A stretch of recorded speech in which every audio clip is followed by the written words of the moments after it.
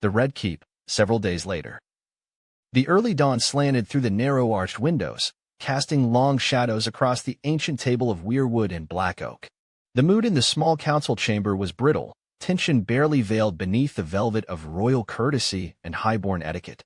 Jon Arryn sat at the head in the king's stead, flanked by the rest of the council.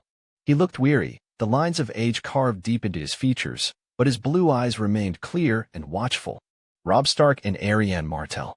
Cersei's voice cut through the silence like a blade. What in the name of the seven is Doran and Oberyn playing at? Renly Baratheon chuckled softly.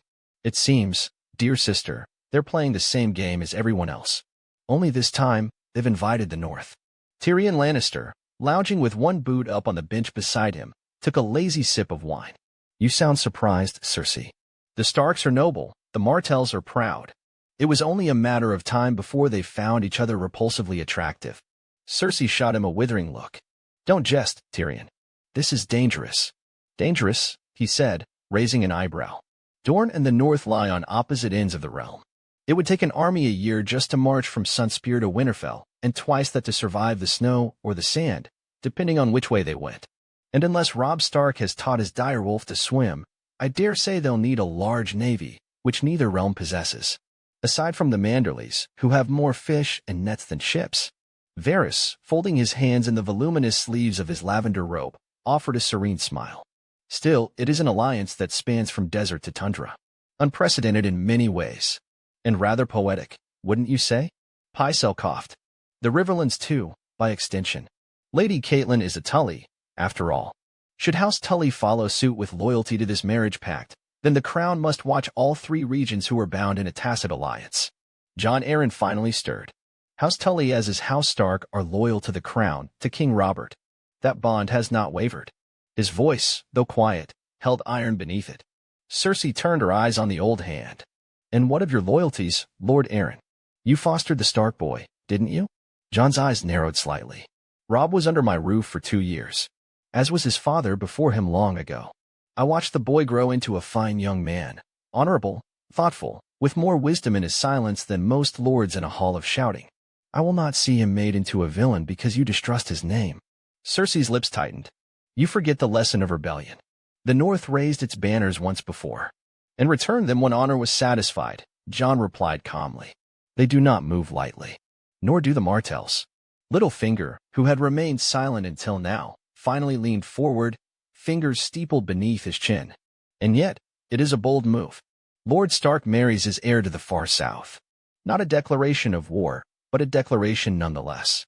He would not be willing to give up a piece like his eldest son so easily. Exactly, said Cersei. It's an insult. A slight to the crown. A threat to peace. Please, said Tyrion, rolling his eyes. You sound like father after a spoiled hunt. No fleets. No roads between them. No armies massing at Moat Cailin or the Prince's Pass. All we have are some whispers and a betrothal that has not yet finished. If this is war, it's the laziest one I've ever seen. Renly smirked. Perhaps they're trying a new tactic, not marching straight to King's Landing with pitchforks and dragons. What a novel idea. Cersei turned her glare toward him. You're amused because you don't see the danger. No, Renly said, still smiling. I'm amused because you think two youths holding hands in Dorne will tear the realm apart. And I hardly think my brother the king will think much of them at all besides amusement. Jon Arryn folded his hands. We ought to remember that peace is kept not merely by swords, but by understanding. The North and Dorne are the most isolated regions of the realm, historically disconnected. If they are finding common cause, it's likely because they feel increasingly alienated and shunned from the Iron Throne. Varys nodded. A perceptive point, my lord. The Martells have long memories, for not wrong reasons. In the North, well, even longer winters. This may be less about defiance and more about protection. Common interest and concerns breed strange bedfellows. Pycelle harumphed. And what of the dragons? What if the girl lays claim through her Dornish line to Rhaegar's son? If such a child yet lives, There is no such child. Those are merely rumors, Jon said flatly. Aegon is dead. And I would not hear a boy like Robb Stark likened to Targaryen tyrants and killers. Cersei exhaled through her nose, a slow, controlled breath. If this alliance bears fruit, we could see half the realm aligned against us. Half, Tyrion said. The Vale stands with Arryn, the Reach is for the Tyrells, and the Westerlands answer to us. 3 for 3. And I wouldn't count the crownlands or storelands out just yet, despite their fondness for royal favor, gold, and gossip. Renly drummed his fingers. The real question is, what do they want? An alliance, yes. But to what end? Varys's eyes gleamed faintly in the dim light. Perhaps they merely wish to be left alone. Or perhaps they see the coming storm and mean to weather it together. Either way, we should not dismiss it lightly. Cersei looked to Jon Arryn again. And you would have us. What? Send a wedding gift. I would have us not mistake caution for weakness, Jon replied. The realm is large. Let us not make it smaller by turning every union into treason. Dozens of houses and families are married every year in some wedding or another. Tyrion raised his goblet. To reason, he toasted dryly. A rare guest at this table. Indeed, Jon murmured, but one worth inviting. There was a long pause before Littlefinger said softly, if they marry in Sunspear, perhaps we should send someone to observe.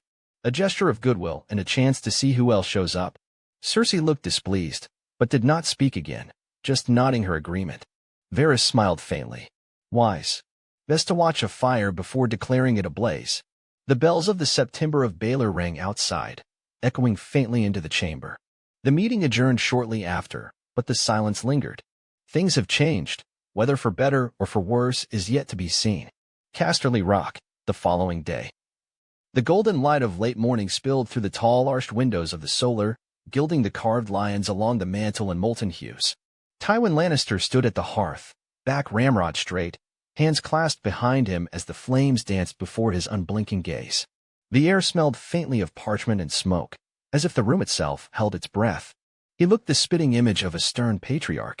The sounds of men and women fluttered up from below in the courtyards and corridors to the solar faintly. Kevan Lannister entered with careful steps, wearing a handsome tunic, folding a sealed letter in his hands. His face, usually composed, bore the shadow of something sharper, unease, perhaps even alarm. He understood why his brother passed this letter to him the previous night. You summoned me, brother? Tywin turned slightly, the firelight catching the sharp edges of his features. I did. Close the door. Kevan obeyed, the soft click of the latch sounding louder than it should have. Tywin extended a hand and Kevan passed him back the letter. You understand that the game has changed? Tywin asked. Kevan shook his head. Yes. Wolves and vipers. A most odd pair, yet one we now must contend with all the same. Tywin nodded slightly as he raised and unfolded the letter, reading it over again to double-check. As his eyes scanned the neat Dornish script, a long silence unfurled between them. Only the fire cracked and whispered in the hearth. At last, Tywin exhaled through his nose, slow and sharp. We must adjust course. The North and Dorne together is a threat to our power. Kevan stiffened. 7 save us. This is unexpected. I would have lost a wager on this match. Unexpected, yes. And profoundly dangerous. Tywin placed the letter down on the desk. It seems the girl Arianne did not waste time sinking her claws into the boy. Or perhaps it was Prince Doran's plan all along. He hummed to himself, or maybe it was Jon Arryn. Kevan thought to himself, his brows furrowing. They're calling it a match of peace. A gesture to unite two realms often neglected. That they are ushering a new era. Tywin's mouth twitched, though whether in amusement or scorn was unclear. Peace. They dress it up in courtesy, but make no mistake, this is a maneuver. One with long reach. And longer implications. Kevan looked up. Do you truly think it will last? Robb Stark is young and honor-driven. The girl is, well, Dornish. They're as different as you can get in Westeros. Tywin moved to the window, where the cliffs of Casterly Rock dropped sheer into the crashing surf. Dark blue as far as the eye can see. The youth of the players does not alter the board. Dorne and the North have never allied in living memory, if ever. Until now, they had little cause or reason. But with this, they hold a bridge of territory stretching from the wall to the narrow sea. And should the Riverlands be swayed? He paused, fingers tightening behind his back. Then the lion may well find itself pinned between wolf, the trout, and the viper. Kevan swallowed. You think they intend war? Not yet, Tywin said, turning. Especially not with Robert still alive as king. But alliances are not forged in fire to cool in the sun. They are tempered for conflict. Robb Stark may relax now, but he is his father's son, and Ned Stark holds to his oaths. As does Hoster Tully. Kevan nodded slowly. And the Martells have long memories. They still smolder over Elia and her children. Elia was murdered when the realm was won, Tywin said coolly. just as necessary as it was unfortunate. Kevin didn't argue. Instead, he said, this will change everything. The North has long been too distant to meddle, and Dorne too isolated. But together, they could challenge us. Even the crown. Tywin moved to a map spread across the table. His gloved finger traced the jagged lines of Westeros, Winterfell in the far north, Sunspear curled like a serpent in the south. He stopped between them. He had the Westerlands, the Vale, the Reach, the Crownlands, the Stormlands. He didn't bother considering the Iron Islands. If they march, it won't be alone. House Martell can bring 10 to 15,000 spears. The Starks, perhaps another 20,000. More if the Riverlands turn. He turned back to face his brother. And they will turn if Hoster Tully still draws breath. Eddard Stark is his son by marriage, and all of Eddard's children are half Tully. Kevin approached. So what do we do? Divide them before the bond hardens? Divide, yes. And prepare. Tywin's voice grew harder. We must keep the Vale, the Stormlands, and the Reach in check. They will decide the balance. Kevin looked thoughtful. Mace Tyrell may not move for us unless he is sufficiently tempted. Perhaps Marjorie for Joffrey. Tywin gave a small, mirthless smile. Mace seeks glory and recognition but is a fool. The Reach can be flattered, but not trusted. Olenna Tyrell calls the shots, not her oaf of a son. On the other hand, the Stormlands are fractured, Stannis broods on Dragonstone, and Renly smiles at Loras Tyrell too much in King's Landing. He tapped a section of the map. The Vale is key. Jon Arryn remains a stabilizing force, but he is old. When he falls, Lisa will look to Peter Baelish, and Peter will sell anything for power. The Knights of the Vale are a powerful force, especially under capable leadership, say Yohn Royce maybe. Kevin hesitated, then said, would it be worth reaching out to one of the parties directly? Perhaps to offer the crown's favor to the Martells? Try to make them distance themselves from the Starks. Tywin arched a brow. You would give them what? A marriage? A command? Kevin shook his head. No, but perhaps a threat. Quietly. Remind them that an open door with one side is closed door with another. Threats are blunt instruments, Tywin said. And Doran Martell does not respond to bludgeons. He is like a tree, calm and patient. We must find the thread he fears most.